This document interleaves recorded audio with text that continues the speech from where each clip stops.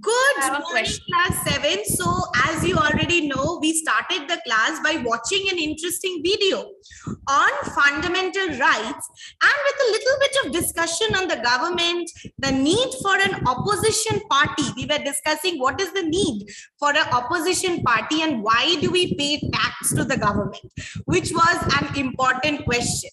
See, so the Constitution of India actually said that India is a democratic country. And in a democracy, it's the government which is chosen by the people who make the decisions on our behalf, and they have to look after the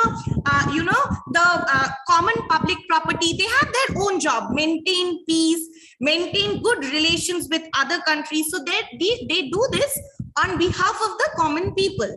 Now, what is happening in recent time is that, to do this, of course, we need something called our leaders are there and the leaders need money. That is why we are paying the tax to the leaders so that on our behalf, they can maintain the roads, provide street lighting. Now, when there is waterlogging, they can send proper, we say that there is waterlogging. Let's complain to the municipal corporation. When we complain to the municipal corporation, we call the corporation people, they come with the pumps and all, and they are removing the water. Anything like that happening in your area? Something like that must have observed? Probably. Then during Amphan, when the trees fell, clearing the roads, restoration of electric, police's help. all the work, absolutely. So government needs people to work. They need resources to, keep on upgrading their services. Maintain railways, very importantly, the government of our country maintains the railways, for which they need money to start new trains, to, for all these things, to maintain the railway lines. Now, for this, the money that they use is given by us in the form of tax, because government is supposed to use that money for all our benefit. Why do we pay commonly? I don't know if any of you live in a community. You will see in a community also, there is a committee with the secretary of the community and all, and together, whenever the community faces any problem, so the committee that is in charge of managing this community, they take the decisions and they do the work. This is sometimes very commonly seen. So in the same way, it is the work of the government. Yes, the government. Then what do they earn? What?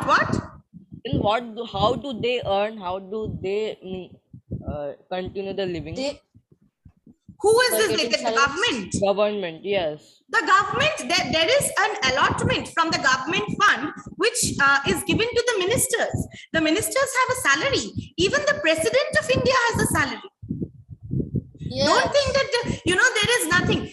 Plus added benefits, like when they are going somewhere, when they are traveling, when they are doing some, for work. Suppose when they are traveling to abroad, or when they are going to any place, anything. So all these benefits are all the expenses are paid from the government fund. It's like there is a fund. The government has a fund. That fund is mainly created by, we taxpayers, everybody. Every citizen who is earning should pay a tax. Now, this tax that goes to the government, plus taxes are there on goods, items. The government uses this money for the benefit of the common people, as well as to pay salaries to those who are working for the government. Every minister, there is a fixed amount of salary and benefit 1 crore, 2 crore given to every minister as well. Don't think that they are working. They are not getting anything in return. The Constitution has everything written in it. Ma'am, recently during our near our house, there is a lake. Before 3 months, the lake was really very dirty.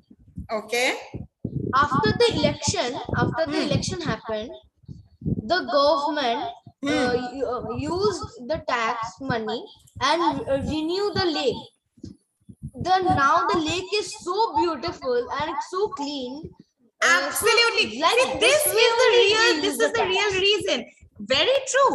The government is responsible for the public property, and the Like government, they reuse the tax.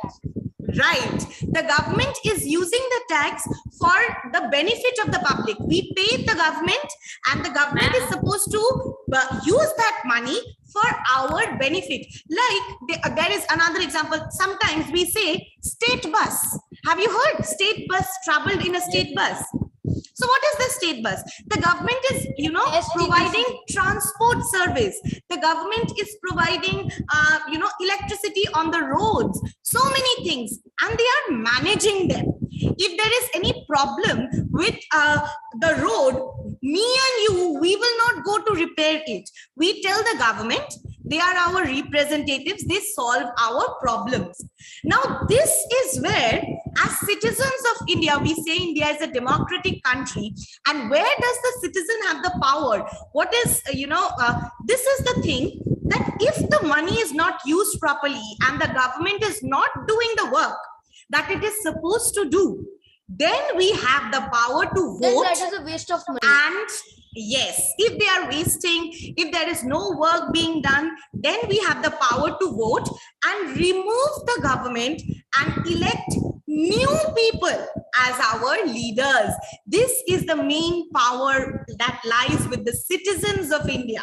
If we don't like it, if we see these works are not being done by the government, the decisions, the working of the government is not taking place properly, we are not happy with it, then the Constitution has given us the right that every 5 years we can re-elect.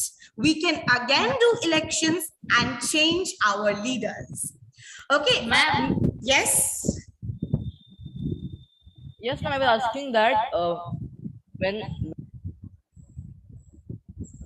when the government, if we are doing a government job, or we can say sarkari naukri or private naukri, we have to give the tax to both, or only No, any income earner has to pay a tax.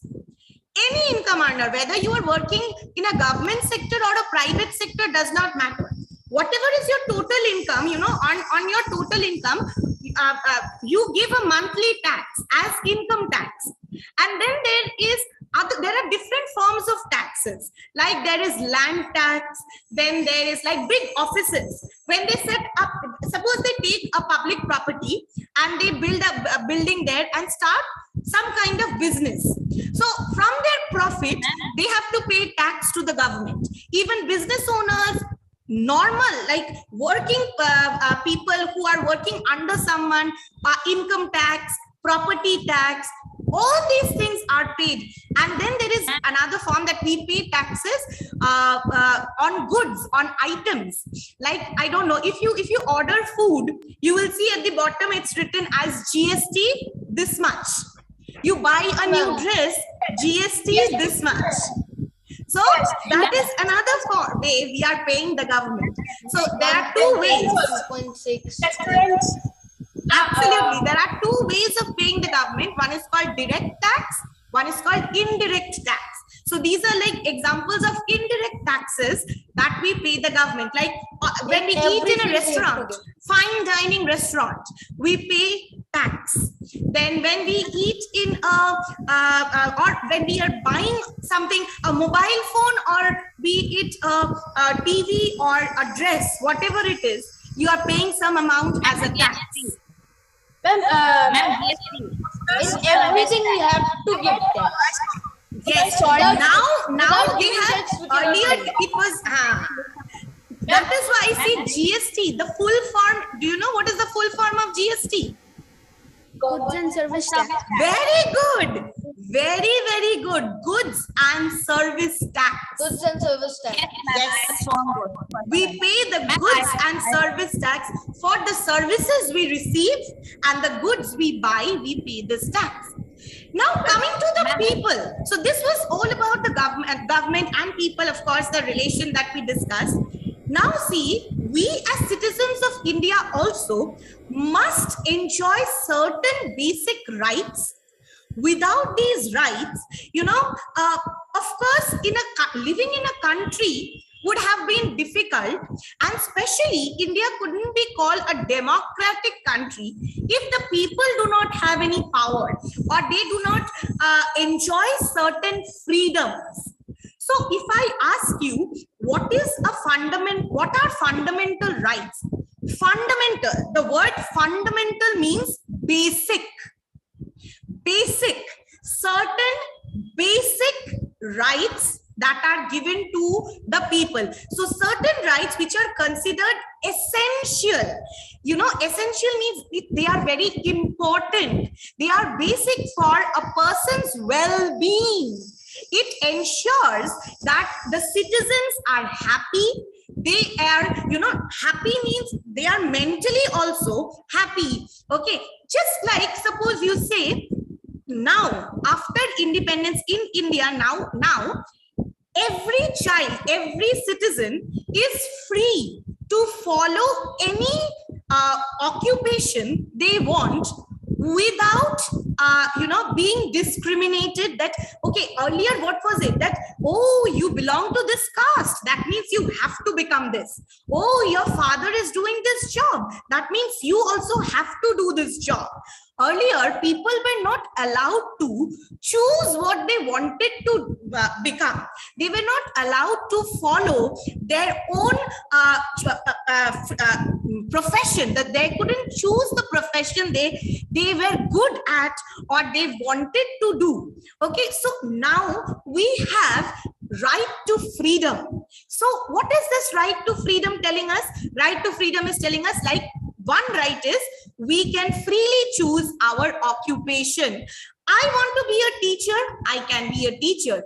If my child wants to be a doctor or a singer or a TV actor or anything else, any other profession, and an engineer, that person can become so. It all depends on your aptitude, but of course, right to freedom has some, there is a borderline. Of course, you have to choose an occupation which does not harm the society. Like you decide, I want to be a thief, then you will be put to jail. You can't say that, oh, I want to be a thief when I grow up. That kind of thing is not allowed. So these, if I ask you what are fundamental rights, you can write the word fundamental means basic. Okay, so they are certain rights which are essential, very, very important, essential for the well-being of the citizens. Well-being, the word well-being here is very important because it ensures that we are happy. We are happy to be a part of this country. We enjoy certain freedoms. Okay, so that is why fundamental rights. This is contained in part 3 of our constitution. Ma'am. Yes.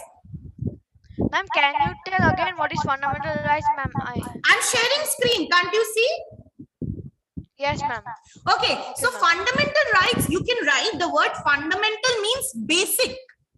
The meaning of the word fundamental is basic. So fundamental rights are certain rights that is needed, that is given to the people, okay, for their well-being. Or you can write it this way: these rights ensures the well-being of the people. And because these rights are there, we can actually call India a democratic country.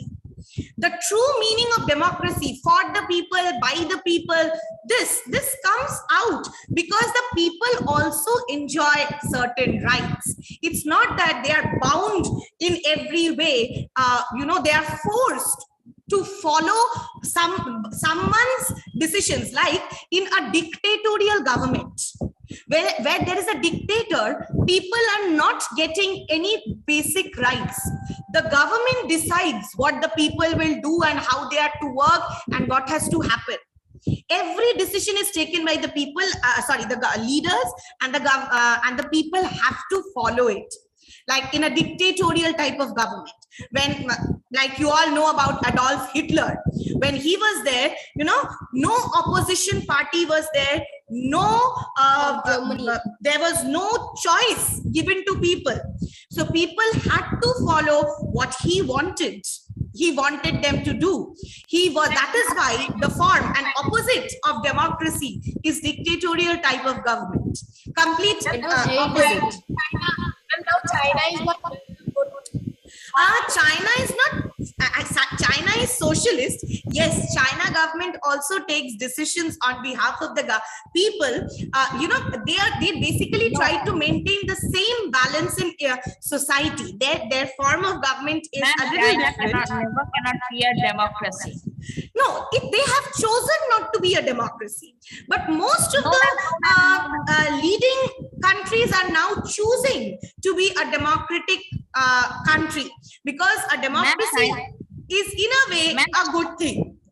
But then every form of government has its bad sides. Even democracy does. Ma'am, may I say something?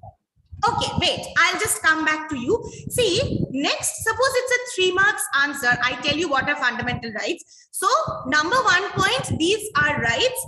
These are basic rights which are considered essential for a citizen's well-being. Point number 1. Next is, they give freedom to the individual. Number 2, they are giving freedom, okay, to the individuals. And number 3, they put a stop to misuse of power by the government. They put a stop to misuse of power by the government. And these fundamental rights are very important because, they are, if I tell you, how does fundamental rights ensure democracy of a country? Or how does fundamental right, very, very important question, how does fundamental rights preserve the democracy of a country? How is it preserving? It is preserving by the fact that fundamental rights cannot be taken away from the people or changed very easily. They are enforceable by law. Okay, they are enforceable by law. So the fundamental, then again you will come that fundamental rights, they are given to the people, and the people have the power to put a stop to the misuse of, if the government is not doing something well, they can change the government. They have certain rights, they have certain freedoms. Understood? Yes, ma'am. Is it clear to everyone? Yes, ma'am. Okay, so what are the basic fundamental rights? Right to equality, right to freedom, right against exploitation, right to freedom of religion, especially in India. Firstly, right to freedom, inside that only freedom of religion was a part of it. Now, right to freedom of religion has been made separate as a separate fundamental right, because this is very important with respect to India. Next is cultural and educational rights, right to constitutional remedies, and now once again another thing that has come up, that is right to education, RTE for children, so that exploitation against children can be put a stop to. This much is clear to everyone? Yes, any questions? No, ma'am. No, right? So, if I ask you, what do you mean by right to equality? Very simple, very easy. You all know this. Everyone is equal. There cannot be any discrimination based on gender, based on religion, based on caste, based on skin color between people. Everyone is equal in the eyes of the law. The law is same for all. What is the law for Shah Rukh Khan is the same law for me, is the same law for you. There is no exception. Oh, he is Shah Rukh Khan or he is Amitabh Bachchan. That is why the laws are different for